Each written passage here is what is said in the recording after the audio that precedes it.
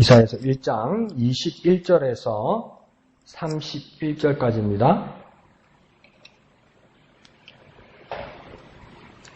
이사야서 1장 21절에서 31절까지 다 같이 하남성으로 읽겠습니다. 시작. 시실하던 성읍이 어찌하여 창기가 되었는고 정의가 거기에 충만하였고 공의가 그 가운데에 거하였더니 이제는 살인자들 은유로다. 네 은은 찌꺼기가 되었고 네 포도주에는 물이 섞였도다.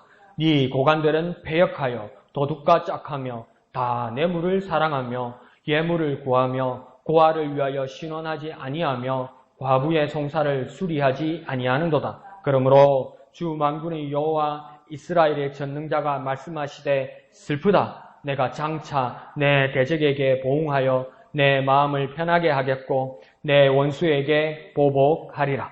내가 또 내 손을 네게 돌려 네 찌꺼기를 잿물로 씻듯이 녹여 청결하게 하며 네 혼잣물을 다 제하여 버리고 내가 네 재판관들을 처음과 같이 네 모사들을 본래와 같이 회복할 것이라.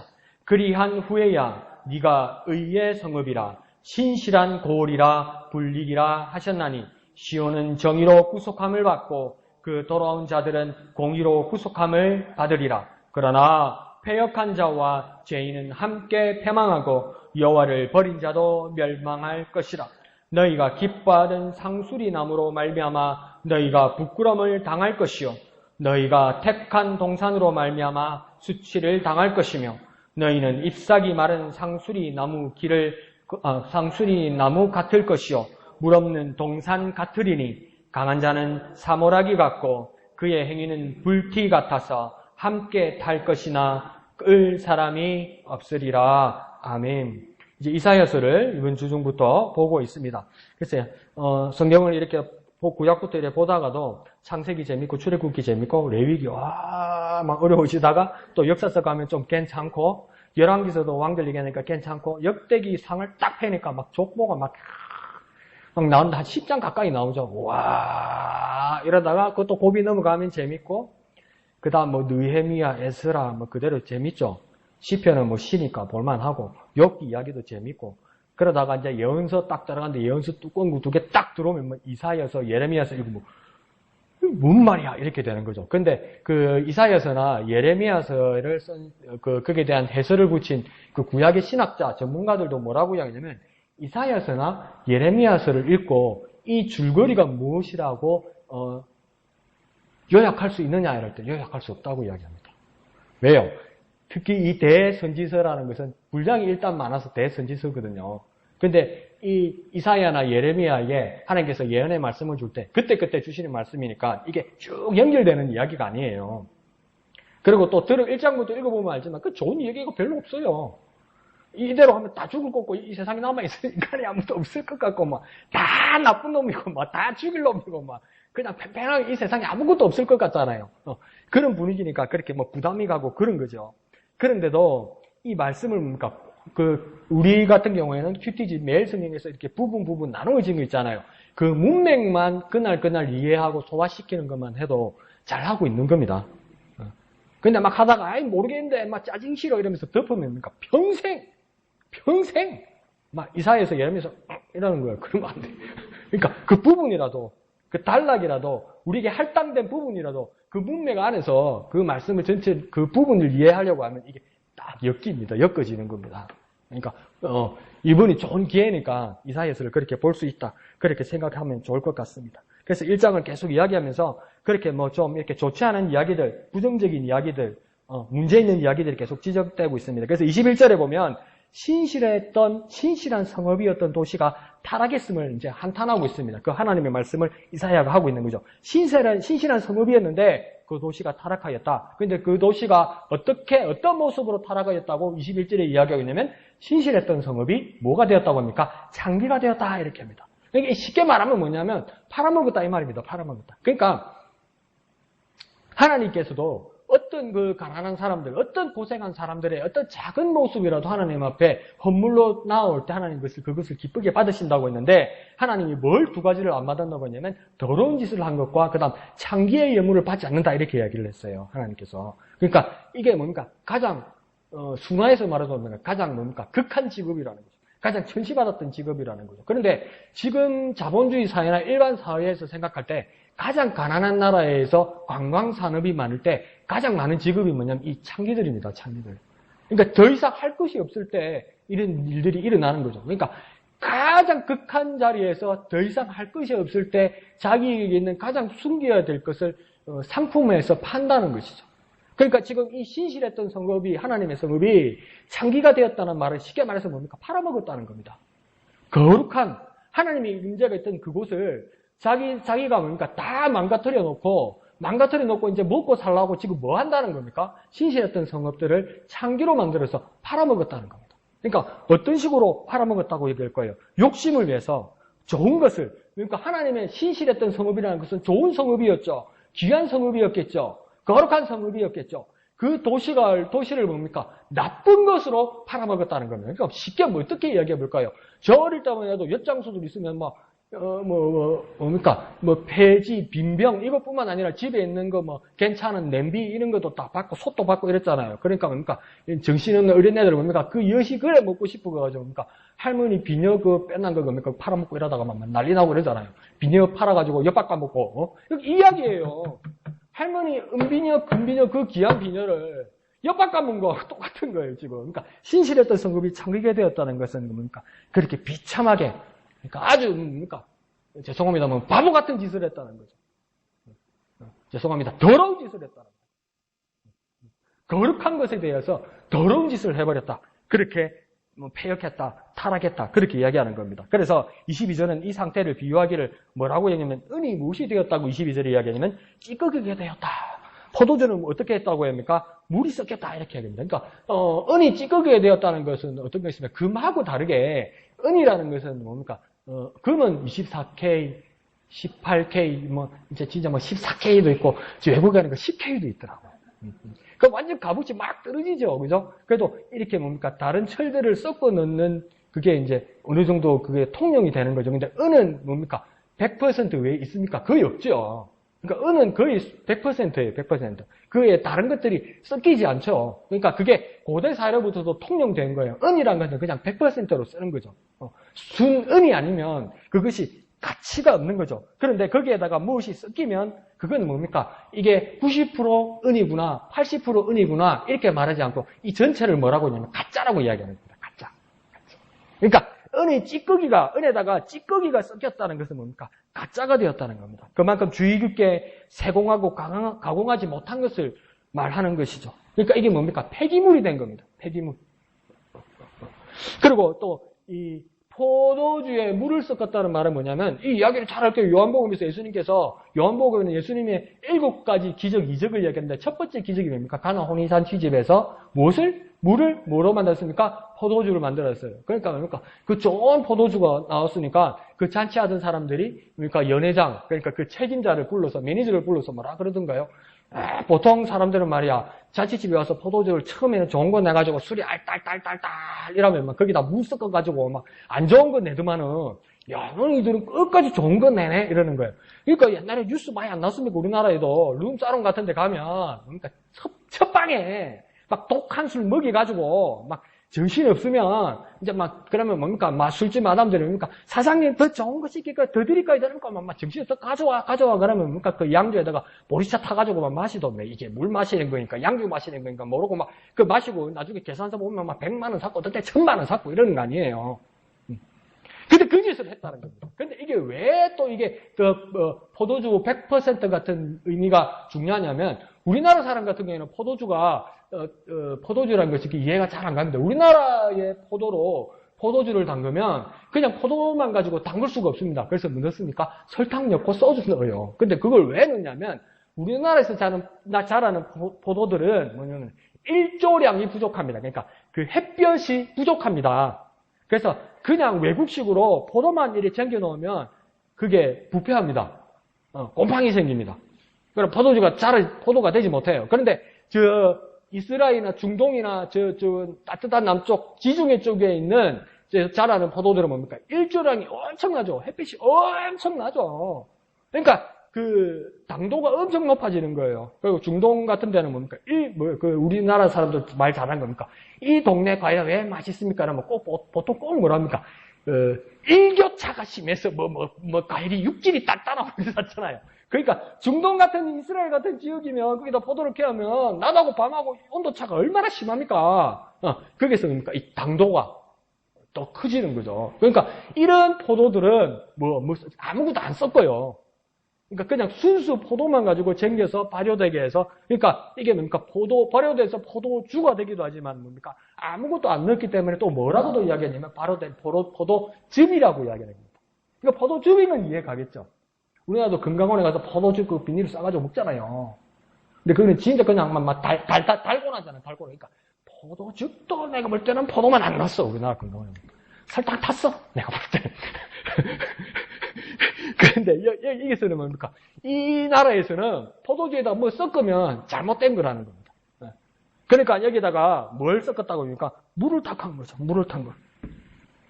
그러니까 어떻게 됩니까? 이거는 물도 아니고 포도주도 아니고 주스도 아니고 약으로도 못 쓰고 음료도 못 쓰게 되었다는 겁니다. 그러니까 이 은이 찌꺼기에다고 포도주에 물을 탔다는 것을 정말 우리가 조금 더 쉽게 이해해보면 뭐냐면 좋은 것을 나쁜 것으로 망쳐버렸다 이 말입니다.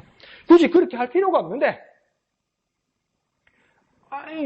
금보다는 은이 싸잖아요. 그래 거기는 포도가 흔하잖아요. 그러니까 잘 쟁겨서 이렇게 닫아 놓으면 되는데 거기다가 뭘 한다는 거예요. 어머니들 옛날에 냄비나 그냥 솥에다가 밥할 때, 그러니까 이제 능숙하면 자꾸 뚜껑 열어봅니까? 그 뚜껑 자꾸 열어보면 밥 안 되잖아요. 근데 자꾸 열어갖고 뭘 건드려 잡고 이러면 다 망치잖아요. 다 망쳐버렸다는 거예요. 좋은 걸 다 망쳐버렸다는 것을 이야기하기 위해서 이사야가 이렇게 한 겁니다. 근데 원래는 다 좋은 거였는데, 그러니까 쉽게 말하면 원래대로 가만히 내버려뒀으면 좋은 건데 건드려갖고 나쁜 거 만들었다는 겁니다. 건드려갖고. 그러니까 이양덕 집사님이 현명한 거죠. 식사하셔서 주면 집사님 오늘 국은 짜다. 물 타드세요. 오늘 싱거운데 소금을 치든가. 알아서 드시라고. 그러니까 건드리지 말라고 거기다가 자기 입에 싱겁거나 자기 입에 짜다고 그 큰 솥에다가 막 미원 넣고 다시다 넣고 이래가지고 막 개 한 대 던지도 개도 못 먹게 그래 만들지 말라고. 근데 왜냐면 지금 잃어버렸다는 겁니다. 이스라엘 사람들이. 하나님의 것을, 원래 좋은 것을, 그 신실했던 성읍을 건드려가지고 망쳐버려서 창기의 것으로, 나쁜 것으로 팔아먹어버렸다고 그렇게 한탄하고 있는 겁니다. 그래서 23절에 보면 그러면 창기, 은, 찌꺼기, 물탄 포도주 등등은 무엇을 타겟으로, 무엇을 목적으로, 무엇을 비유로 이야기한 것일까요? 23절을 가만히 보면 뭘로 말이 시작되냐면 이 고관들은 배역하여 이렇게 말하죠. 그러니까 도시가 폐역했다 해서 도시의 구조나 도시의 시스템이 문제가 됐다고 말하는 것이 아니라 누구랍니까? 이 고관은 뭡니까? 사람이라 사람. 23절에 가만히 보니까 이게 도시가 폐역하고 나쁘게 되고 팔아먹게 되고 부패하게 된 이유는 뭐냐면 사람 때문이었다는 겁니다. 그러니까 문제는 무엇이었습니까? 사람 때문이었다는 겁니다. 그리고 오늘날 인종 문제, 한반도 긴장, 심지어 코로나 사태까지도 찬찬히 살피고 거슬러 올라가면 이거 다 사람 문제입니다. 사람이 이렇게 된 거예요. 코로나는 목사님, 박쥐고, 뭡니까, 갑각, 짐승이 옮긴 거라면서요. 그게 맞는데, 보십시오. 코로나 바이러스가 만약에 우리가 감염되면 일반적으로 뭐랍니까? 체온이 37도가 넘어가서 위험하다고 그러잖아요. 그거 진짜 위험한 거죠. 뭐 때문에 그랬습니까? 코로나 바이러스가 나한테 들어왔으니까. 이제 나중에 심하면 생명이 위험해지는 거잖아요. 근데 코로나 바이러스가 원래 어디에 있었다고 이야기합니까? 박쥐에 있었다고 이야기하는데, 근데 박쥐하고 코로나 바이러스하고 같이 있으면 문제가 없습니다. 왜 문제가 없습니까? 박쥐는 자기 체온이 39도가 넘어가도 건강한 거예요. 에? 근데 이게 그러니까 박쥐가 서식할 수 있는 환경에 누가 들어온 겁니까? 사람이 들어와서 다 개발해버리는 거예요. 그러니까 박쥐가 있을 데가 없어. 박쥐가 멸종해가고 박쥐의 서식자가 줄어드니까 바이러스도 있을 데가 없어. 그러니까 세상의 모든 생물의 종류 중에 가장 번식의 개체수가 많은 것이 뭡니까? 호모 사피엔스 사람입니다. 그러니까 코로나 바이러스가 사람한테 와서 들어붙는 거예요. 그러니까 코로나 바이러스도 이상한 거예요. 박쥐하고는 친하게 잘 지냈는데 사람은 픽픽픽 쓰러지는 거죠. 그 누구 때문입니까? 바이러스 때문일 수도 있지만 이 바이러스가 사람에게까지 온 것은 뭡니까? 사람 때문이라. 그러니까 다 사람 때문이라. 무섭지요. 사람이 문제입니다. 사람이 문제입니다. 이사야가 여기에 대해서 말하지 않았지만 근본적인 문제는 그러니까 사람이 문제라는 겁니다. 사람이 문제입니다. 그래서 우리 사람이 회개하고 바로 서야 합니다. 자, 한번 해볼까요? 사람이 문제다. 사람이 회개하고 바로 서야 한다. 예, 그렇게 나아가는 저와 여러분 되시길 부탁드립니다. 자, 그러면서 이 고관은 어떤 사람이겠습니까? 고관이라는 것을 우리가 다시 한번 풀어보면 전문 공무원이죠. 전문 공무원. 그래서 이 사람들은 뭐 하는 사람이겠습니까? 당시에 잘못된 사람을 검거하고 교도하는 사람입니다. 그러니까 바른 길을 제시하고 인도하고 교육하는 사람입니다. 그런데 이 고관이 뭘 했다고 23절에 말합니까? 이 고관들을 배역하여 뭐 어떻게 했다고요? 도둑과 짝했다. 이렇게 얘기하는 겁니다. 도둑을 어떻게 됩니까? 도둑을 잡아야 되고, 고관은 도둑을 잡아야 되고, 도둑을 바른 길로 인도해야 되고, 처벌하면서 바른 길로 인도해야 되는데, 도둑과 짝했다. 도둑과 친구했다. 그런데 이 옛날 사이에, 기원전 1000년이 넘은 이 사회에 이렇게 했는데, 우리나라도 보면, 아니, 전 세계에도 보면 경찰이, 부패한 경찰은 누구하고 손잡습니까? 조직폭력배하고 손잡잖아. 똑같은 거예요, 이게. 그러면 뭡니까? 사회가 문제가 생기는 거죠. 그래서 이 고관은 뭡니까? 도둑과 짝하며 뇌물과 예물을 찾아다녔다고 이야기하는 겁니다. 그러니까 영화처럼 조직폭력배나 어떤 그 검은 손을 가진 사람들이 경찰들에게 호주머니에 돈 이렇게 쑤셔 넣어주면 에이 뭐 이런 거죠. 나 이런 거 안 좋아하는데 이래서 못 이긴 척 받는 것이 아니라 여기는 더 적극적으로 23절에 고관들은 어떻게 했다고 합니까? 적극적으로 찾아다녔다고. 이게 무슨 말입니까? 누구 내한테 돈 줄 놈 없나? 대놓고 이랬다는 겁니다.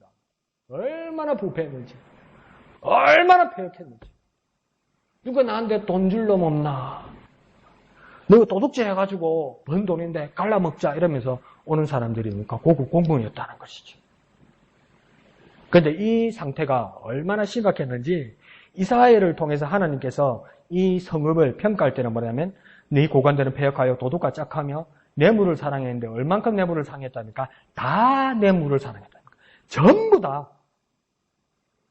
직임을 맡은 자는 전부 다 뇌물을 사랑하고 예물을 구했다고 이야기하는 겁니다. 그런데 이 뇌물과 예물을 구해서 나쁜 짓을 해서 돈을 번 사람을 돈을 뺏어서 그냥 쓰는 것, 그게 무슨 큰 범죄겠느냐? 뭡니까? 보면 부당한 것을 요구해서 부당한 것을 써서 그게 범죄지면 그게 큰 범죄겠느냐? 뭐 살인을 했습니까? 누구 말 맞다나 나라를 팔아먹었습니까? 그것도 아니까 그렇게 큰 죄가 아닐 것 같잖아요. 근데 그것 때문에 어떤 문제가 생긴다고 이야기합니까? 도둑 편을 들어주니까 도둑 맞는 고아와 가부를 돌봐줄 수 없다는 겁니다. 내가 도둑을 잡아야 되는데 도둑한테 뇌물과 예물을 받아서 도둑의 편을 들어주어야 되니까 이 도둑이 괴롭혔던, 도둑이 피해를 입혔던 고아와 가부들을 도와줄 수가 없는 거예요. 이 상황이 이렇게 되는 거예요, 이게. 그러니까, 뭡니까? 어떤 자리에 있던 사람들이 그냥 용돈이라고 받았던 돈이 그거라도 부당하면 오랜 시간 지난 후에도 그게 뭡니까? 올무가 되는 거예요, 그렇지. 그리고 그거 가지고 이제 부당한 것을 더욱 요구하게 되는 거죠. 협박받게 되고. 그래서 공무원들의 말로가 뭡니까? 그렇게 무섭게 되는 겁니다, 이게. 여기서도 뭡니까? 도둑편을 들어주니까 고와 가부를 돌봐줄 수 없는 겁니다. 왜요? 반대편 도둑이 돈을 먹었으니까. 그러니까 신실한 성읍이 뭐가 된 겁니까? 21절에 창기가 된 겁니다. 팔아먹은 겁니다. 그런데 누가 그렇게 한 겁니까? 사람이 그런 겁니다. 사람이 그럽니다. 그러면 우리가 그러는 겁니까? 네, 정신 차려야 되는 겁니다. 사람이 그러는 거니까 우리도 정신 차려야 됩니다. 이거는 아닌데, 이거는 관련돼, 이런 거 있잖아요. 이런 것들이 세상이 변했고 인식이 변하면 우리도 변해야 됩니다. 내가 왜 그럴까 가만히 생각해 봤어요. 이번에 철인삼종 그 여자 선수가 이렇게 막 유명을 달리했어요. 근데 그 정부 관계자들이나 안 그러면 또 주위에 있는 지도자들이나 주위의 기성세대 인식들이 뭐냐면 이 소녀가 죽은 것에 대해서는 안타까워하는데 적극적으로 움직이거나 거기에 대해서 동조하지 못합니다. 왜 그렇습니까? 솔직히 한번 가만히 생각해 보십시오. 저희 세대만 해도 운동선수들 다 두드려 맞고 운동했잖아. 그죠? 어디 맞고. 그래가지고 또 뭡니까? 선배 되면 또 후배들 또 때리고. 그리고 또 지가 선수했다가 은퇴하면 코치하고 감독하면 또 때리고. 예? 그러다가 뭡니까? 이제 체육회, 임원되고, 이사되고, 장되고, 다 그런 사람들이요. 그러니까 뭡니까? 근데 우리도 가만히 생각해, 우리도 그러고 자랐거든.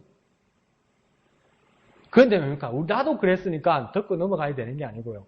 그때는 그랬어도 지금은 세상이 변했어요. 그리고 더 인식이 깊어져서 사람이 사람한테 그러면 안 된다는 것을 우리가 이제 학습하고 배웠어요. 그러면 생각을 바꿔야 되는데 안 바꾼다. 안 바꾼다. 그러니까 정신 차려야 되는 겁니다. 아이고 옛날에 그랬는데 뭐 내도 그랬는데 뭐 예 그거 지나갔는데 그때 생각해도 내가 잘못한 거고 지금은 그러면 안 된다는 그 자리에 우리가 가 있어야 되는 거예요. 그러니까 우리가 뭐 해야 됩니까? 정신 차려야 됩니다. 좋은 게 좋은 거지 옛날에 다 그랬는데 뭐 그렇게 말하면 그리스도인이나 세상 사람들이나 비리를 저지르는 사람이나 똑같아집니다. 그러면 뭡니까? 하나님 앞에 예배하는 이 세상의 자리, 이 자리도 여자동 이 자리도 뭡니까? 똑같이 이 교회를 포함해서 폐역한 성읍이 되는 거예요. 그러니까 우리는 정신 차려야 되는 거죠. 이 말씀을 보면서 이 말씀 없이 나도 정신 못 차렸을 것 같아요. 그러니까 하나님 말씀이 있으니까 2020년 6월달까지는 내가 바보같이 살았어도 엿밥 까먹는 바보 같은 짓을 하며 살았어도 2020년 7월부터는 정신 차리면서 살아야 된다는 겁니다. 그렇게 생각을 바꿔야 돼요. 고집 부리면 안 되고요. 한번 해볼까요? 정신을 차리자. 정신을 차리자. 그렇게 정신을 차리고 하나님 뜻을 따라 나아가는 바뀌는 저와 여러분 되시길 부탁드립니다. 자, 그래서 24절에 이제 하나님께서 무엇 하기로 하십니까? 하나님 심판하시기로 하십니다. 그리고 하나님께서 그 목적을 분명히 하고 그 이유가 있다고 합니다. 심판하시는 이유가 있다고 이야기합니다. 보세요. 고집 부리고 있고 옛날 그렇게 했는데 뭐 나 그대로 살래? 난 모르겠고 이러면 뭡니까? 무엇이 다가오는 겁니까? 하나님이 심판이 다가와요. 그러니까 하나님이 심판이 다가오기 전에 내가 바꿔야 돼요. 안 그러면 나도 그냥 같이 휘둘리는 거예요. 그러니까 이거 무섭습니다. 근데 집단 안에 있으면 이거 무섭습니다. 저도 가만히 생각하면 제 초등학교 때, 중고등학교 때 보면 적극 가담하지 않아도 막 선생님이 주동하거나 반장이 주동해서 어떤 아이를 막 뭡니까 못 살게 굴고 뭐 처음에는 그러니까 체벌처럼 하다가 막 못 살게 굴고 막 그 애가 막 모질한 아이로 몰고 갈 때 내가 그 불사가 치고 표 못 떨어졌어요. 내가 적극 그 친구를 괴롭히지는 않았지만 그러니까 그게 휘말린다니까요. 우리가 정신 차리지 않으면 그냥 다수에 섞여 있으면 그게 괜찮은 거라고 생각한다고요, 우리가.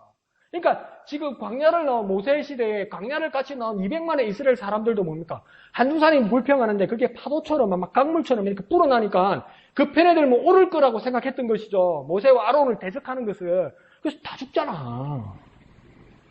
그러니까 정신 안 차리고 휘말려 들어가면 안 됩니다. 그러니까 여기 24절에 뭡니까? 하나님 드디어 뭡니까? 심판하러 오신다는 겁니다. 근데 그 심판의 목적과 이유를 분명하게 말합니다. 하나님이 이렇게까지 하시는 이유는 하나님의 마음 24절에 뭐라고 합니까? 슬프기 때문이라고 얘기해요. 그러므로 주 만군의 여호와 이스라엘의 정령자께서 말씀하시는 뭐랍니까? 슬프다. 하나님이 심판을 시작하시는 이유는 뭐냐면 하나님의 슬픈 마음 때문입니다. 그러니까 우리가 뭡니까? 하나님의 슬픈 마음을 살피려고 할 수 있어야 된다는 거예요. 하나님이 왜 슬퍼하시는가?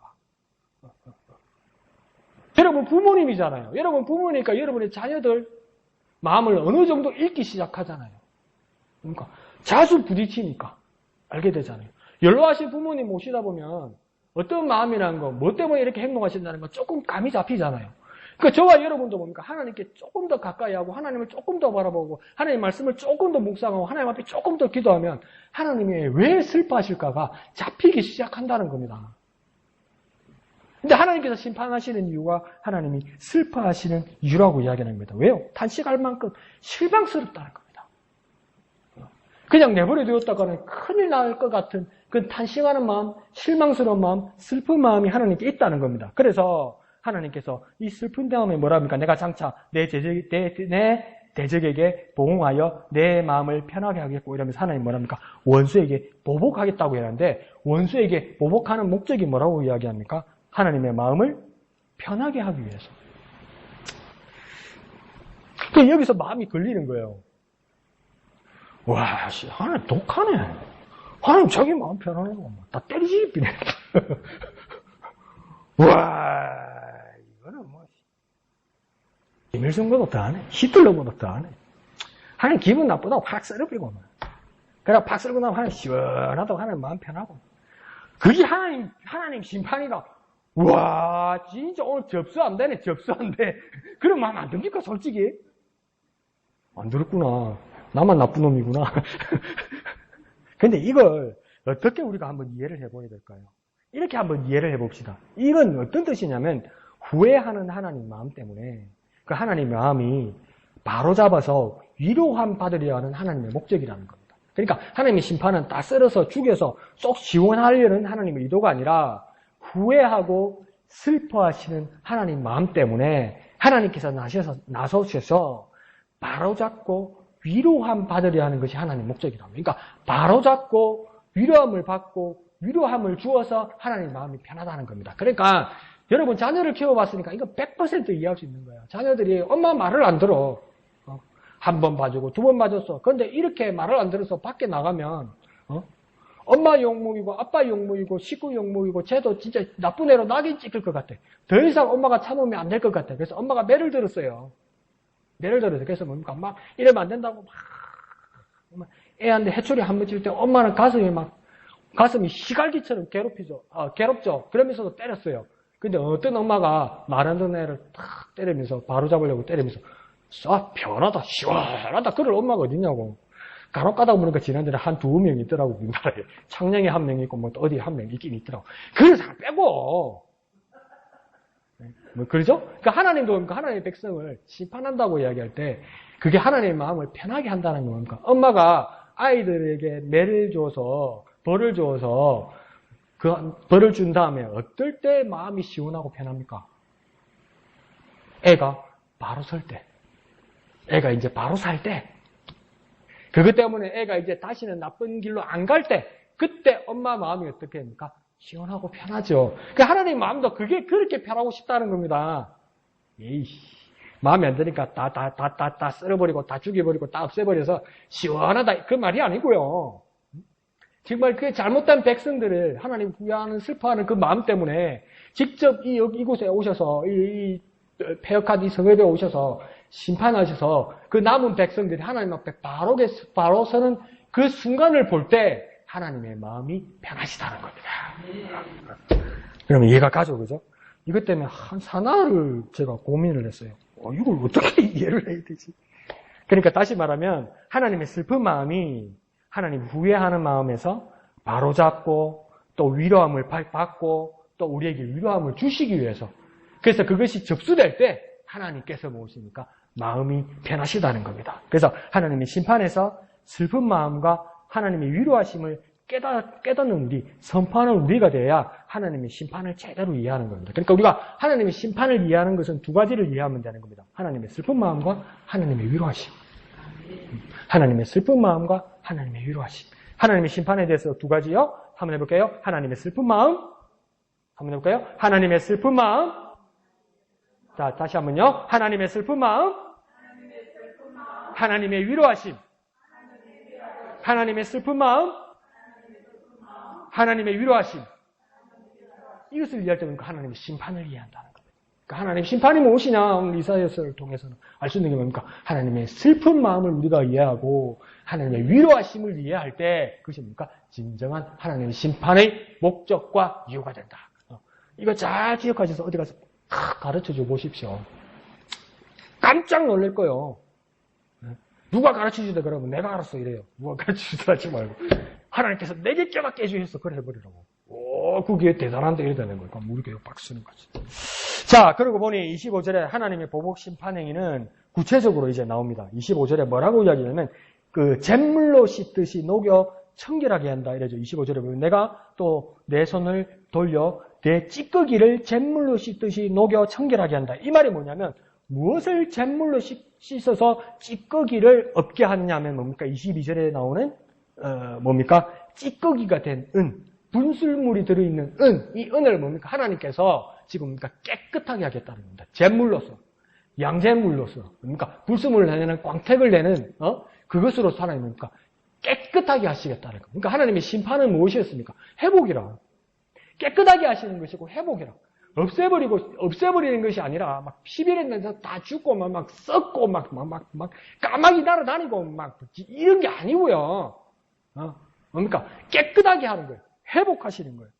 그리고 또 26절에는 또 뭘 하신다고 또 이야기합니까? 재판관들이 나오죠, 그죠? 재판관들을 처음과 같이. 그리고 또 뭡니까? 모사들을 뭡니까? 본래와 같이 회복할 것이라. 자, 여기서도 뭐 심판의 목적이 뭡니까? 회복한다고 이야기하죠. 누구들을요? 패역한 고관들, 재판관들, 모사들, 이런 사람들을 뭡니까?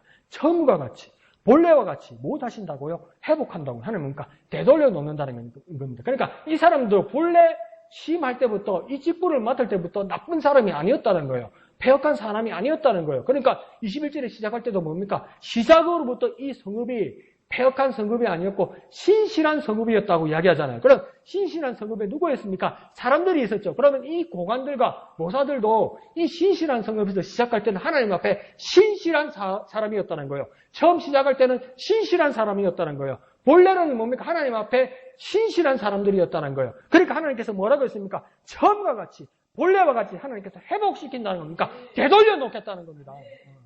그러니까 우리가 회개도 뭡니까? 하나님께로 돌아가는 거잖아요. 본래 하나님의 자리로, 본래 하나님이 계신 곳으로 돌아가는 거잖아요. 그런데 하나님께서 뭡니까? 이 자들을 회복시켜서 되돌려 놓겠다고 이야기하는 겁니다. 그러니까 하나님의 심판의 목적이 26절로 보면 뭡니까? 처음과 같이, 본래와 같이 회복시키신다는 겁니다. 심판의 목적이 뭐라고요? 처음과 같이, 본래와 같이 뭐라고요? 처음과 같이, 본래와 같이, 처음과 같이, 본래와 같이 회복시킨다고. 그러니까 우리가 회개하면, 우리가 하나님께 나아가면 하나님 우리에게 심판하시는 하나님에서 무섭고 두려운 마음으로 나아갈 때 하나님 우리를 처치하시거나 우리를 버리시거나 우리를 죽이시거나 우리를 사망에 이른 것으로 끝내는 하나님이 아니라 우리가 하나님 앞에 신실했던 그 모습으로 처음과 같이 본래와 같이 회복시키신다고요. 되돌려 놓는다고요. 그러니까 우리가 뭐라고 기도합니까? 하나님 앞에 기도할 때 하나님 회개의 영을 우리에게 부어주시옵소서 이러잖아요. 그렇게 이게 솔직히 무슨 말입니까? 지 잘못한 건 지가 알지. 근데 왜 회개의 영을 나에게 하나님 부어달라고 얘기합니까?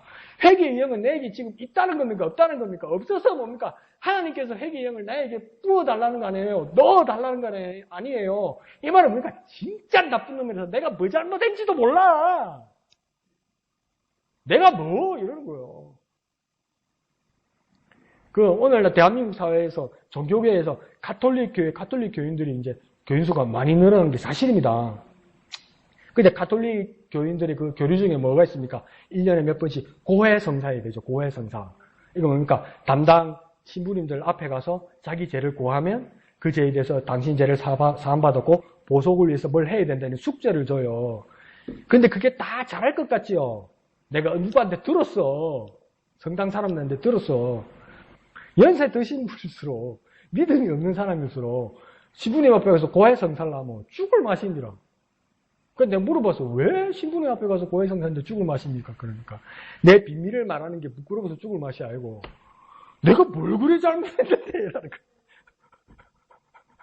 자기 죄를 모르는 거예요. 근데 이 집 개신교의 그리스도인들과 똑같습니다. 뭐라고 기도합니까? 그러니까 얼마나 속편하게 기도합니까? 알게 모르게 지은 죄 다 용서해 주십시오. 라고 시원해 지은 죄. 그게 뭐야? 지어진 거 몰라. 지가 뭐 잘못했는지 몰라. 그러니까 그딴 식으로 기도하는 거예요. 근데 그러니까 회개의 영을 부어달라고 기도하는 겁니까?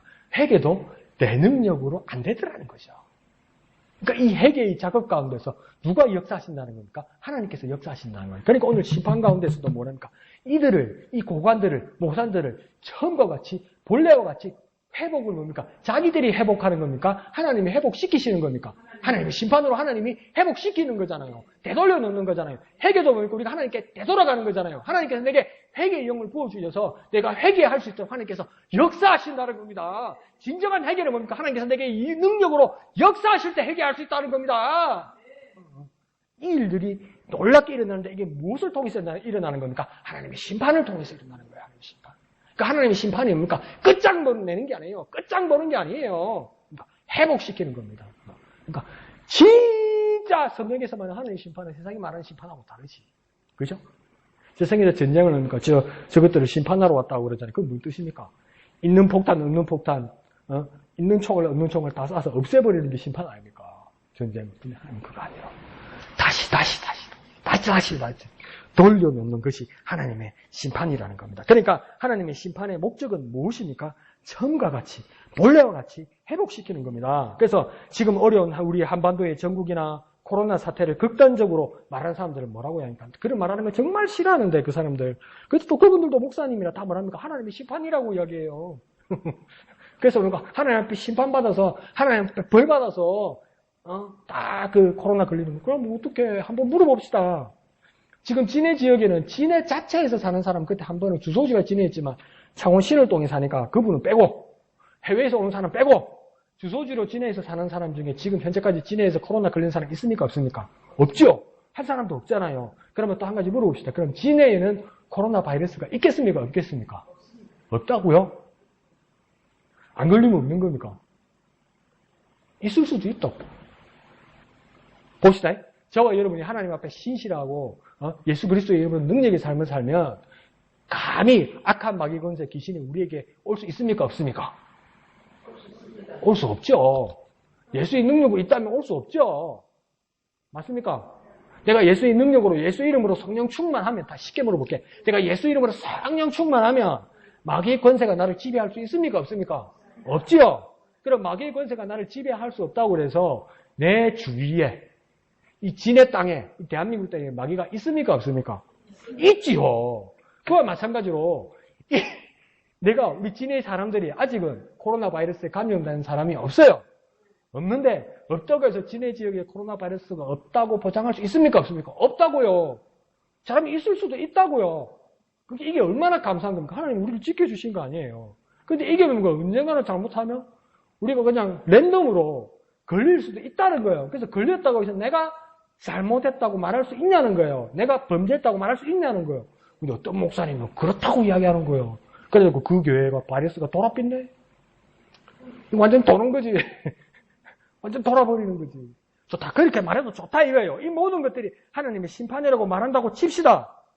그렇게 무시무시한 바람들에 대해서도 그것이 하나님의 심판이라고 말하는 그거에 대해서도 그렇게 심판받아서 끝나는 것이 아니라 하나님은 처음과 같이 본래와 같이 회복시키시기 위해서 역사하신다는 걸 믿어야 된다는 거예요. 나는 끝장난 것이 아니고 심판받아서 하나님의 슬픈 마음이 시원하고 하나님이 편하시기 위해서 역사하시는 것은 나를 되돌리기 위해서, 나를 회복시키기 위해서 역사하신다는 걸 믿으라고요. 그러니까 막 내가 고난받고, 내가 힘들고, 막 내가 어렵고, 막 뭐가 걸리고 이럴 때 어떡합니까? 내가 정말 죄가 많아서 내가 뭘 잘못해서 사람한테 벌 받는 것 같다. 그렇게만 생각하지 말고, 심판이 내가 왔을지라도 하나님 결국 이것을 통해서 나를 회복시키신다. 나를 바로잡으신다. 내가 옳은 길로 이끄셔서 하나님 내게 위로함을 주신다. 하나님의 슬픈 마음으로부터 나를 위로하여 주시고 회복하여 주신다. 그래서 소망을 가지는 저와 여러분 되시기를 예수님의 이름으로 축원드립니다. 자, 그러면서 26절 하반절에 보면 자, 의의 성읍 신실한 고을이라고 다시 불리게 될 것이다. 왜? 하나님이 회복시키니까. 하나님이 다 바로잡아 놓을 테니까. 그래서 27절은 이는 뭡니까? 의의 성읍 신실한 고을 이 시온이 정의와 공의로 구속함을 받기 때문이라고 27절에 보면 시온은 정의로 구속함을 받고 그 돌아온 자들은 공의로 구속함을 받으리라 이렇게 말하죠. 그러니까 앞에서 보면 신실했던 도시의 문제는 이 성읍의 문제는 무엇 때문이었습니까? 고관과 모사와 같은 사람 문제였어요. 그러니까 이 지역이 만약에 패역했다면 문제는 뭐냐면 그 안에 있는 사람의 문제였습니다. 그렇게 뭡니까? 창기와 같이 다 팔아먹었기 때문에 패역했기 때문에 그 성읍이 뭡니까? 부패하게 되었다는 겁니다. 그러니까 그리고 그 심판의 최종적인 목적은 뭡니까? 어떻게 회복할 것인가?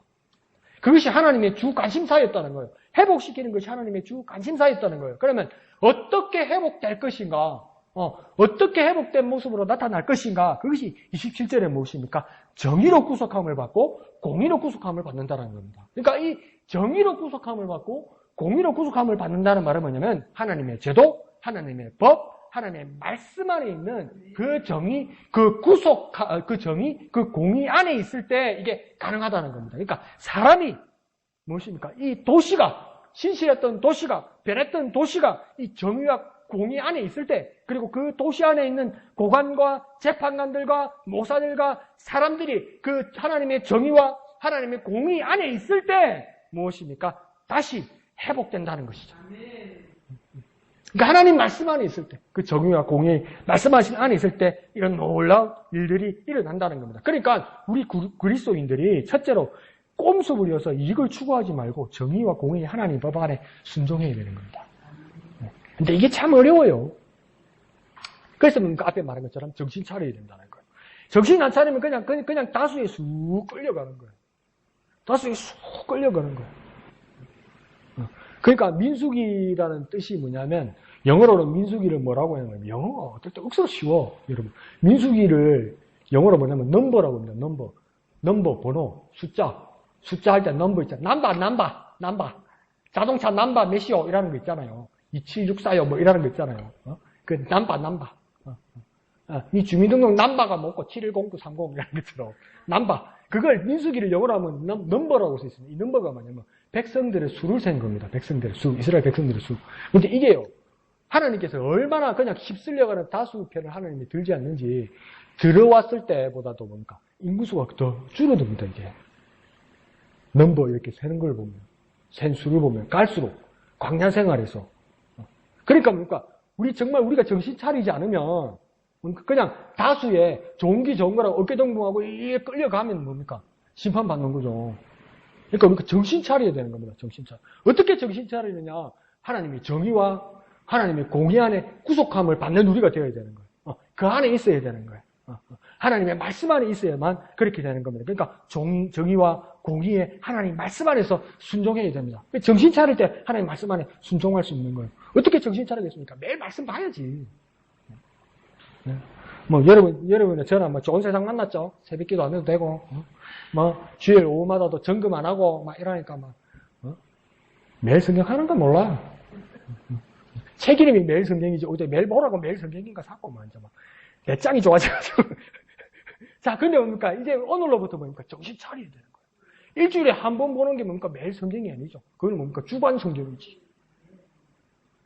주간 성경이지 않는데 아멘 삼는다 유죄잖아. 주간에 한 번 보겠단 말이니까 매일 성경이 되어 있는 거. 매일 성경. 그때 뭡니까? 정신 차릴 수 있는 거예요. 하나님의 뜻이, 하나님의 의도가, 하나님의 정의가, 하나님의 공의가 어디 있는지를 발견할 수 있는 겁니다. 그래서 정의와 공의에 하나님 말씀 안에서 순종하는 저와 여러분 되시기를 부탁드립니다. 한번 해볼까요? 정의와 공의에 하나님 말씀 안에 그 안에 순종하자. 정의와 공의에 하나님 말씀 안에 그 안에 순종하자. 그래서 날마다 정신 차리고 하나님 말씀 안에 순종하는 저와 여러분 되시길 부탁드립니다. 그러면서 28절 또는 심판 가운데 있는 악인의 결국을 보여줍니다. 그 악인들의 결국이 어떻게 되느냐? 28절에 패역한 자와 죄인은 패역한 자와 죄인이 28절에 나오죠. 그러나 패역한 자와 죄인은 함께 패망하고 이러죠. 이 패역한 자와 죄인은 뭐냐면 앞에 말한 것처럼 은의 찌꺼기와 같고 물탄 포도주와 같은 사람들을 말하는 겁니다. 그들이 또 어떤 자라고 이야기하냐면 밑에 보면 여호와를 버린 자라고 이야기하는 겁니다. 그러니까 찌꺼기와 같고 물탄 포도주와 같고 패역한 자와 같고 죄인과 같은 자는 어떤 사람이냐면 여호와를 버린 자라는 겁니다. 하나님을 버린 자라는 겁니다. 그러니까 하나님을 버린 자의 전형이 정확하게 나오는 겁니다. 패역하고 죄인이라는 거예요. 부패했다는 거예요. 죄인. 패역하고 부패한 게 뭡니까? 그냥 우리 하는 말 있잖아요. 저 사람 믿고 저 사람 하는 거 잘못하면 뭐라는 거야. 지가 썩었다 이러잖아. 그 이야기요. 성경은 너무나 저보다 너무나 고상해서 좋게 말하는데 패겠다는 말은 지가 썩었다 이 말이에요 이게. 근데 왜 썩은 자가 되고 왜 죄인이 됐냐는 겁니다. 하나님을 버렸기 때문에. 나는 하나님 버린 적 없는데요. 하나님과 떠나 있고 하나님과 상관없이 사는 시간이 길어집니까? 그러면 서서히 하나님을 버린 자의 삶을 살아가게 되는 겁니다. 하나님의 말씀, 정의와 공의를 거부한 자의 삶도 그러다는 겁니다. 그러니까 패역한 자, 죄인, 여호와를 버린 자, 이 모든 세 부류의 사람들이 어떻게 될 거라고 28절은 이야기하냐면 패망하고 멸망할 것이다. 그 하나님의 심판은 무엇과 같습니까? 정화작용과도 같아요.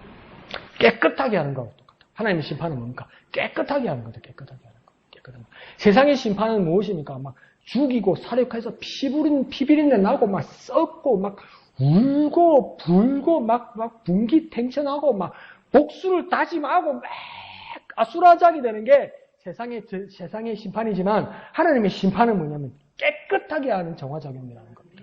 그러면 세상에 이런 사람들을 하나님께서 없이 하는 것이 하나님의 심판이기도 하지만 나 하나가 하나님의 세계라고 이야기할 때 나 하나가 작은 하나님께서 만드신 작은 우주라고 생각할 때 내 안에 있는 패역함과 부패함과 썩어 있는 것과 죄인의 모습과 또 뭡니까? 하나님을 버리는 그 모습을 뭡니까? 깨끗하게 치워버리는 작업. 이것이 무엇입니까? 하나님의 심판이 내 가운데 함께하는 거라는 겁니다.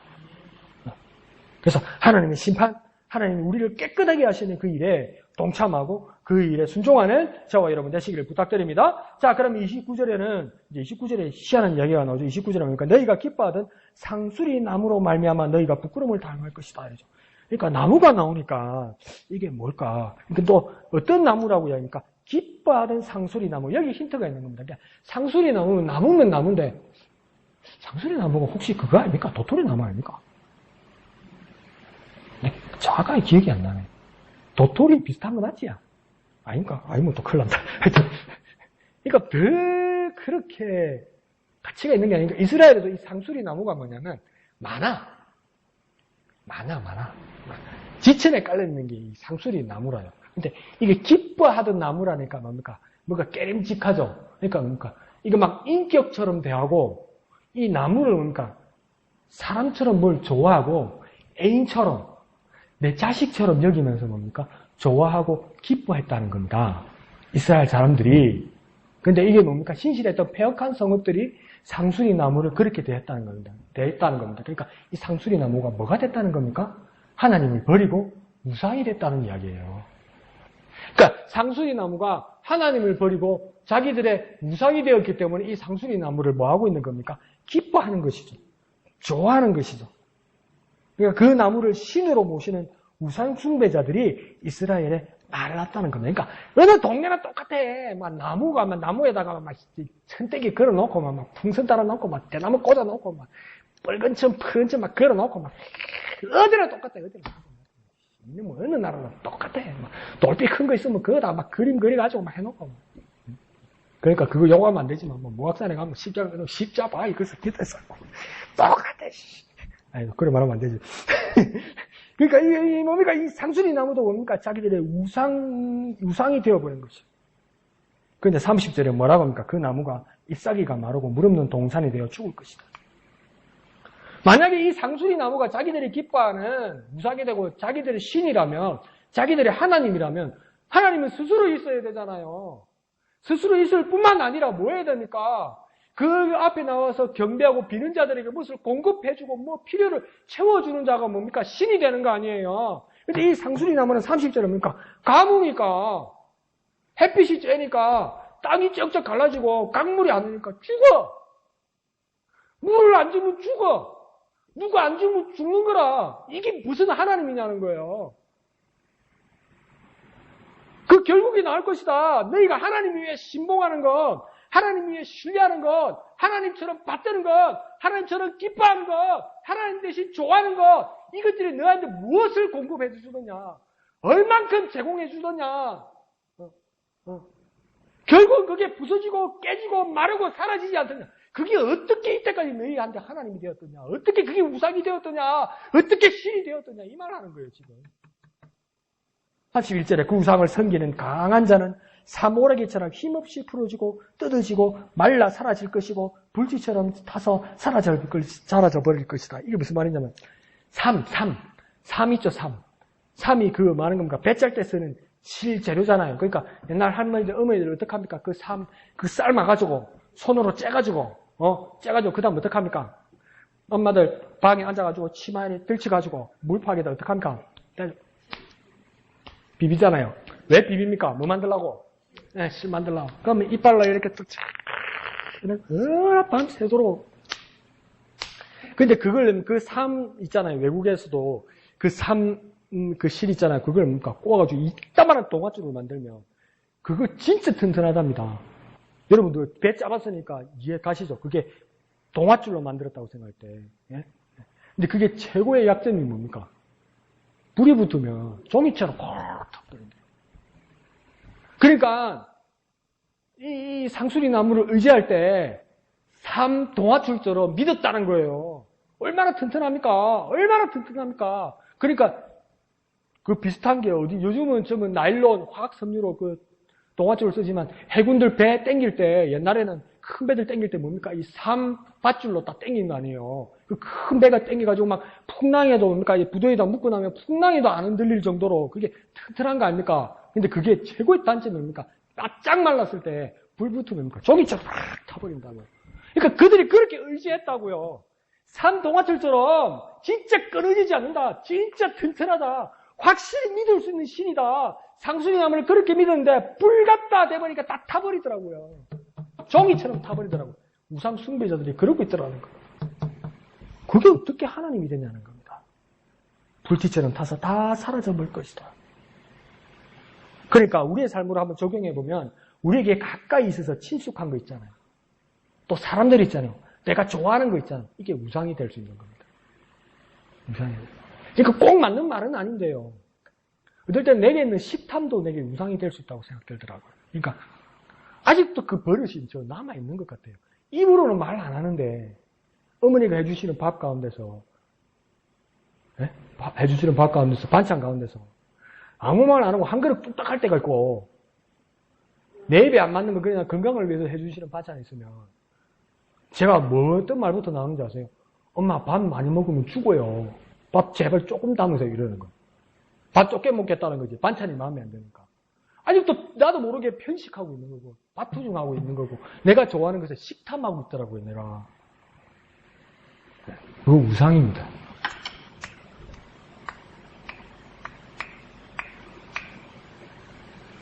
그래서 극단적인 수도사들 있잖아요. 그 식탐도 막 싸워서 이겨내려고 엄청 노력합니다.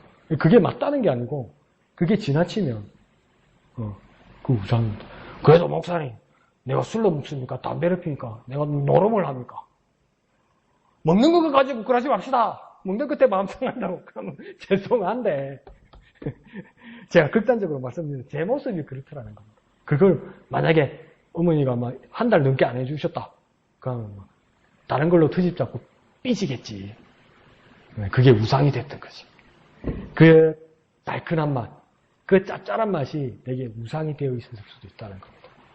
목사님은 목사님이 아니고 주님입니까? 와 그럽니까? 오늘 그럴 수도 있는데 내 개인적인 생각이 그렇더라는 겁니다.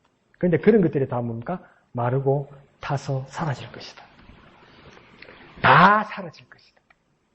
그렇게 좋아하고 그렇게 기뻐하고 그렇게 튼튼하다고 의지하던 것 하나님보다도 살짝 앞에 내놨던 것 그거 다 사라질 것이다. 그러니까 내가 좋아하는 거 한번 생각해 보십시오. 그리고 한번 웃으면서 얘기해 보십시오. 다 사라진다. 다 사라진다. 다 사라진다. 내가 좋아하는 아들, 내가 좋아하는 손주, 가가 사라지게 되면 내가 먼저 사라질 수도 있다. 그러니까 걔들 눈에서 내가 사라진다. 영원할 수 없다. 왜 그렇습니까? 하나님이 아니니까. 하나님이 아니니까. 다 사라진다. 다 사라진다. 그렇게 깨달을 수 있는 저와 여러분 되시길 부탁드립니다. 그러면 우리는 어떻게 살아야 할까요? 그냥 21절로 다시 돌아가면 됩니다. 본래의 모습을 그 21절에 비판했던 그 말씀을 거꾸로 다시 찾으면 되는 겁니다. 창기가 되었던 우리의 삶의 자리를 신실한 성읍으로 바꾸면 되는 겁니다. 신실한 모습으로 회복하면 되는 겁니다. 그러니까 이 신실하다는 뜻은 뭐냐면 하나님 아버지와 자녀인 우리의 관계로 말하면 부모님과 자녀의 관계로 비유하면 부모님과 자녀 사이에 하나님과 하나님의 자녀인 우리 사이에서 신실함은 뭐냐면 아버지 어머니에게 순종하고 부모님을 바치고 부모님을 기초하고 부모님을 기대듯이 하나님을 의지하고 하나님을 순종하는 자가 될 때 신실한 자가 되는 겁니다. 그러니까 하나님을 의지하고 하나님을 순종할 때 신실한 자가 되는 겁니다. 우리가 신실하다는 것은 창기의 자리에서 폐역한 자리에서 부패한 자리에서 신실한 모습으로 회복하는 방법은 뭐냐면 하나님을 의지하고 하나님을 순종할 때 우리가 신실한 자가 된다는 겁니다. 그러면 이 신실한 자들이 모여서 공동체를 꾸밀 때 이게 뭡니까? 신실한 성읍이 되는 거예요. 신실한 도시가 되는 것이죠. 그러니까 우리는 어떤 사람이 되어야 됩니까? 신실한 자가 되어야 되는데 우리는 하나님을 의지하고 하나님을 순종하는 자가 되어야 한다. 한번 해볼까요? 신실한 자는 하나님을 의지하고 하나님을 순종합니다. 신실한 자는 하나님을 의지하고 하나님을 순종합니다. 그러니까 우리가 얼마나 드릴 것도 없고 우리가 얼마나 빛나는 것도 없는지, 근데 하나님은 우리를 얼마나 사랑하는지, 우리를 믿음직스럽게 생각하는 것 단 두 가지밖에 없어. 내가 하나님을 의지하고 하나님께 순종하면 하나님 그게 억수로 좋은 기라. 진짜 얼마나 우리가 가진 게 없고 드릴 게 없고 하나님 앞에 볼 때 우리가 얼마나 보잘것없는 우리인지, 얼마나 부족한 우리인지. 그런데 그와 반비례하게 하나님 우리를 얼마나 사랑하시는지, 하나님을 의지하고 하나님을 순종하는데, 그러니까 하나님 우리를 신실하게 보신다는 거니까, 그러니까 하나님을 의지하고 하나님 순종하는데 하나님한테 드린 게 없어. 사실은 하나님 주세요 이거예요. 목사님 수요일날 말씀하시는 것처럼 대도 안 하는 할아버지가 매일 교회 와가지고 밥 주소. 밥 없는데요. 라면이라도 끓이내서. 지금 바빠서 안 되는데요. 뭔데 왜 와서 이렇게 지금 그러는? 나라에서 주는 딱 연금 있고 다 있는데 최소 30만 원 넘게 받을 건데. 예? 근데 뭡니까? 연지가 끊어나 밤에 갑자기 와서 아빠 출출한데 그러고 목사님 어떻게 그냥 벌떡해서 라면 끓인다고 난리가 나겠지. 그게 목사님이 뭡니까? 좋지. 서울에 있던 딸이 몇 달 만에 아빠 엄마 보러 왔을 때 좋지. 하나님도 그 마음이 나는 거예요. 그걸 하나님 뭐라고 이야기하는? 하나님 너무했다. 그걸 우리 보고 신실하다는 거예요. 하나님 앞에 용돈 한 번 드린 적도 없고, 하나님 대신해서 일한 적도 없고, 하나님 대신해서 불침을 한번 선 적도 없고, 하나님 대신해서 연탄불 한번 갈아드린 적도 없는데, 보일러 한번 놔드린 적도 없는데, 기름 한 통 넣어드린 적도 없는데, 하나님 기름 주세요, 하나님 돈 주세요, 하나님 밥 주세요, 하나님 의지합니다, 하나님 말씀 따라가겠습니다, 나 혼자 못돼요, 하나님 따라갈래. 근데 하나님 그게 좋다는 게라. 그럼 우리가 하나님 앞에 신실한 방법은 뭡니까? 하나님을 의지하고 하나님을 순종하는 것입니다. 그렇게 신실한 저와 여러분 되시길 부탁드립니다. 신실한 자는 하나님을 의지하고 하나님을 순종합니다. 그리고 또한 목숨을 빼앗던 살인자의 모습에서 정의와 공의가 다시 여기에 가득하게 해준다는 겁니다. 그래서 정의와 공의는 여러 가지로 이야기합니다. 구약 선지자들은 뭡니까? 미슈파트, 제다카 이러면서 공의와 정의를 말하는데, 어떨 때는 정의가 미슈파트였다가, 어떨 때는 공의가 미슈파트였다가 막 헷갈리고 막 섞어 쓰기도 하고, 이걸 한글 번역한 사람이 잘못 번역한 건지, 히브리어 쓰는 사람이 섞어 쓴 것인지, 헬러 70인역 번역본을 쓸 때 그 사람이 쓴 건지, 어느 놈이 번역인지 나는 몰라! 근데 두 가지가 있다는 건 확실히 알아! 그러니까 뭡니까? 제다카와 미슈파트라는 정의와 공인데, 제다카와 미슈파트라는 건 몰라도 됩니다. 그러면 뭐만 두 가지 알면 되냐면, 정의와 공인데, 정의는 뭐고, 공의는 뭐냐? 순서는 틀려도 되는데, 최소한 정의와 공의는 뭐냐면, 정직하고 올바라야 된다는 겁니다. 하나님 앞에서 정직하고 올바라야 된다는 겁니다. 이게 첫째입니다. 하나님 앞에서 정직하고 올바라야 됩니다. 저 쉽게 말해볼까요? 은큼하면 안 됩니다. 사람끼리는 그렇죠. 은큼해지죠. 제가 한 수십 번 이야기했을까요? 제 은큼함을 제가 여기면서도 놀랐다고 여러 번 이야기했잖아요. 어릴 때 병원 가가지고, 소방벨 내가 눌렀어요. 그러면 딱 이러잖아요. 초등학교 때요. 그러니까 막 의사하고 간호사가 놀래가지고 불렀냐고 밖에 나왔어. 근데 그 자리에 나밖에 없었어. 몇 번 제가 이야기했죠. 간호사가 놀라서 저한테 그러는 거야. 어릴 때 내보고, 네가 눌렀나? 이러는 거. 그 누가 있어? 너밖에 없는데. 근데 내가 너무 무서워서 아니요. 그랬어요. 그 지원생이니까 얼마나 은큼해. 지가 해놓고. 근데 하나님 앞에 은큼하면 안 돼.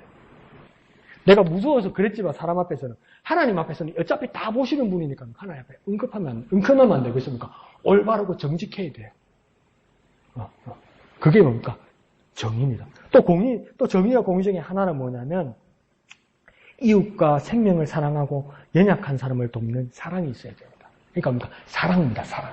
그러니까 정의와 공의를 두 가지로 말하면 뭐냐면, 정직하고 사랑해야 됩니다.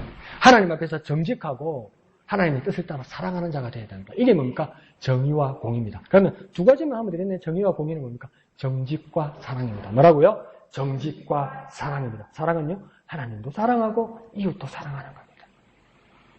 그래서 정의와 공의는 정직과 사랑입니다. 그러면 이 정직과 사랑, 정의와 공의, 이 행동 강령, 어떻게 행동해야 되는지, 어떻게 실천해야 되는지 그것이 어디에 있습니까? 하나님의 법, 하나님의 말씀, 예수의 복음 안에 있는 겁니다. 그러면 이 정의와 공의, 정직과 사랑, 이것을 어떻게 실천할 수 있겠습니까? 예수를 닮아야 한다는 거죠. 예수님께서 보여주셨다는 거죠. 그래서 뭡니까?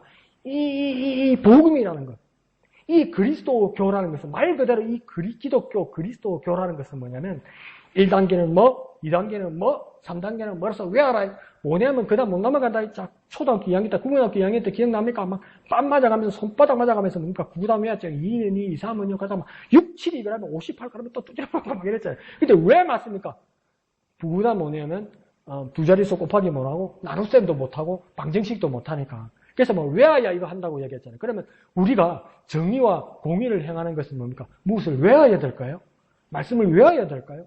그러면 좋겠지만 뭐만 하면 되는 겁니까? 예수의 모습을 닮으면 되는 겁니다. 그러니까 예수님을 따라가면 되는 것이죠. 길을 밝혀주신 예수를 따라가면 되는 거죠. 그래서 이게 뭡니까? 아주 간단하면서도 아주 깊이가 있고 아주 확실한 것이 무엇입니까? 예수의 복음입니다. 그 예수를 따라가는 모습입니다. 그래서 그럴 때 우리가 뭡니까? 하나님 앞에서 신실하다는 하나님의 칭찬을 받게 된다는 것이죠.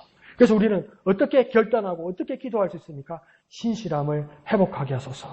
하나님의 정의, 하나님의 공의를 회복하게 하여 주시옵소서. 이것도 기억 안 나면 뭐만 말하면 됩니까? 예수를 닮게 하소서. 예수를 닮기를 원합니다. 예수님을 따라가기를 원합니다. 예수님 모습만 지난주에도 말씀드렸죠. 예수님 뺏기면 돼요. 예수님 뺏기면 돼요. 예수님 따라하면 돼요. 그러면 도사가 되는 거예요. 뭡니까? 야구선수 이승엽, 국민타자 이승엽하고 김재동하고 그렇게 친한 사이라고 안 그럽니까? 그래서 이승엽 선수가 일본의 요미우르 자이언트에 이제 야구선수 4번 타자로 갔을 때, 그때 옛날에 이제 김재동이 이제 그 야구 구경을 하러 간 거예요. 야구 구경을 하러 갔는데, 친한 형이 오니까 그게 부담이 됐던가 봐. 나오는 타석마다 다 아웃이 된 거예요. 삼진 아웃도 되고, 헛스윙 아웃도 되고. 얼마나 속상했겠어요. 그래서 호텔에서 이제 이승엽하고 김재동 씨하고 두 사람이 자는데, 중간에 자다가 일어나서 보니까 이승엽 선수가 안 보이더라는 거예요, 호텔에. 그래서 어디 갔나니까, 창문을 열어보니까 제 마당에서 휘리릭 소리가 나더라는 거예요. 그게 뭐냐니까, 이승엽 선수가 속이 상해가지고, 밖에서 혼자 야구 배트를 가지고 스윙 연습을 하더라고요. 밤새도록. 그 야구 선수를, 훌륭한 타자일수록 야구 선수들이 보면, 그게 이력이 막 이골이 났을 건데, 야구 스윙 연습을 그렇게 하면 그냥 허공에다가 스윙하는 건데 이게 물집이 배깁니다. 아직도 이승용 선수가 밤새도록 그래서 김재동 씨가 그 전화기로 그 휘릭 나는 소리를 녹음을 해가지고 한동안 그 전화벨 소리로 썼다잖아요. 그게 너무 막 마음이 찡해서 그래서 이제 그래가지고 이제 이승용 선수 그날 야구 경기를 못 보고 이제 김재동 씨는 이제 한국에 간 거죠. 근데 그 다음 신문에 딱 보니까 뭡니까? 신문에 나왔는데 요미우르 자이언츠 이승엽 연속 홈런 이렇게 나온 거예요. 그러니까 김재동 가고 나니까 이제 막 잘 치는 거죠. 그러니까 그래 전화하니까 이승엽 선수 그러니까 형님 웬만하면 이제 앞으로 오지 마세요 이러더라고요. 부담된다고. 근데 이 선수가 왜 그렇게 잘 치겠습니까? 부담을 떨쳐버린 것도 있지 뭡니까? 밤새도록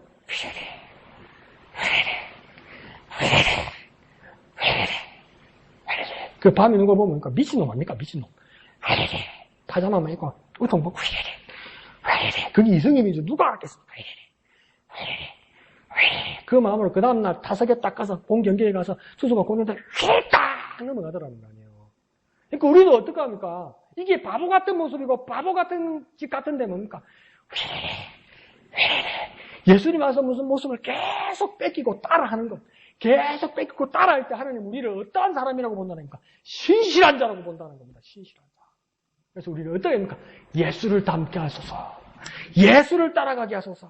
그래서 신실함을 회복하는 우리가 되게 하여 주시옵소서. 그렇게 기도하는 저와 여러분 되시기를 부탁드립니다. 찬송하신 후에 다 같이 기도하겠습니다.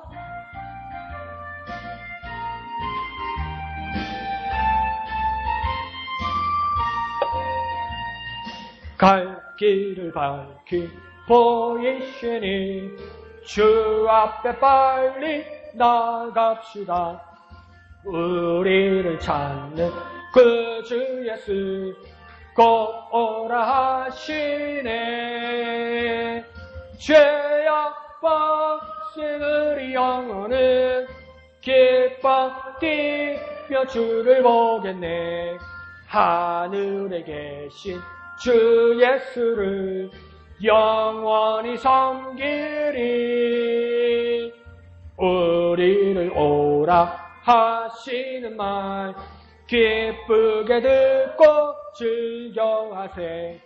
그 주를 믿기 지체 말고 속속히 나가세. 죄악 벗은 우리 영혼은 기뻐 뛰며 주를 보겠네. 하늘에 계신 주 예수를 영원히 섬기리. 주 오늘 여기 계시오니 따와서 주의 말씀 듣세. 듣기도 하며 생각하니 참 진리시로다. 죄악 벗은 우리 영혼은 기뻐 뛰며 주를 보겠네. 하늘에 계신 주 예수를 영원히 섬기리. 아멘. 이 시간 기도하실 때 주님 신실함을 회복하게 하여 주시옵소서. 하나님의 정의, 하나님의 공의를 실천하게 하여 주시옵소서. 정직과 사랑, 하나님 앞에서 정직과 사랑을 회복하게 하여 주옵소서. 하나님을 의지하고 하나님을 순종함으로 하나님 앞에 신실한 자가 되게 하여 주옵소서. 예수를 닮게 하여 주옵소서. 예수를 따라가게 하여 주옵소서. 예수의 모습을 베껴내는 우리가 되게 하여 주옵소서. 반복해서 예수를 따라가며 예수를 닮는 우리가 되게 하여 주시옵소서. 이 시간 주님의 이름 크게 한번 부르고 다 같이 기도합니다. 주여! 주님 예수를 닮게 하여 주옵소서. 예수를 따라가게 하여 주옵소서. 반복하여 예수를 닮게 하여 주옵소서. 예수를 따라가게 하여 주옵소서. 예수의 모습을, 예수의 삶을 따라가게 하여 주옵소서. 신실함을 회복하게 하여 주옵소서. 우리가 신실함을 회복하게 하여 주옵소서. 하나님의 공의, 하나님의 정의를 회복하게 하여 주옵소서. 하나님을 의지하며 하나님을 순종함으로 신실함을 회복하게 하여 주옵소서. 하나님 앞에서 정직하게 하여 주시고 하나님의 뜻을 따라 사랑하게 하여 주옵소서. 나의 신실함을 회복하며 우리 공동체가 신실함으로 회복되며 우리 교회가 신실함으로 회복되며 우리의 이웃의 신실함으로 회복될 수 있도록 주여 역사하여 주시옵소서. 주님 역사하여 주옵소서. 예수를 닮게 예수를 따라가게 하여 주옵소서. 그렇게 신실하게 하여 주옵소서. 죄악 벗은 우리 영혼은 기뻐 뛰며 주를 보겠네. 하늘에 계신 주 예수를 영원히 섬기리. 거룩하신 아버지 하나님 은혜를 감사합니다. 우리의 소원을 주님께 아뢰니다. 주님 신실함을 회복하게 하여 주시옵소서. 패역했던 우리의 삶에서 하나님을 의지함으로 하나님을 순종함으로 신실한 우리가 되게 주님 역사하여 주옵소서. 하나님의 정의, 하나님의 공의를 실천하는 우리가 되게 하여 주옵소서. 하나님 앞에서 정직하며 하나님의 뜻을 따라 사랑하게 하여 주시옵소서. 앞서가신 예수를 따라가게 하여 주옵소서. 예수님을 닮게 하여 주옵소서. 주님 가신 길을 따르게 하여 주옵소서. 다시 한번 예수의 모습으로 회복되게 하여 주시고 다시 한번 예수의 모습으로 따라가며 베껴내는 우리가 되게 하여 주시옵소서. 그렇게 신실함을 회복하여서 신실한 우리의 공동체, 신실한 우리의 교회, 신실한 우리의 지역사회, 신실한 우리의 나라, 신실한 이 세상이 될 수 있도록 하나님 앞에 영광 돌려드리는 우리가 되게 역사하여 주시옵소서. 모든 것을 감사드리며 거룩하신 예수님의 이름으로 간절히 기도하옵나이다. 아멘. 하늘에 계신 우리 아버지의 이름을 거룩하게 하시며 아버지의 나라가 오게 하시며 아버지의 뜻이 하늘에서와 같이 땅에서도 이루어지게 하소서. 오늘 우리에게 일용할 양식을 주시고 우리가 우리에게 잘못한 사람을 용서하여 준 것 같이 우리 죄를 용서하여 주시고 우리를 시험에 빠지지 않게 하시고 악에서 구하소서. 나라와 권능과 영광이 영원히 아버지의 것입니다. 아멘. 주님 감사합니다. 주님 감사합니다. 주님 홀로 영광 거두어 주옵소서. 신실함을 회복하게 하여 주옵소서. 하나님을 의지하고 하나님을 순종함으로 우리 신실함을 회복하게 하여 주옵소서. 하나님의 공의와 정의 가운데 서게 하여 주옵소서. 정직하게 하여 주시고 사랑하게 하여 주시옵소서. 예수를 닮게 하여 주옵소서.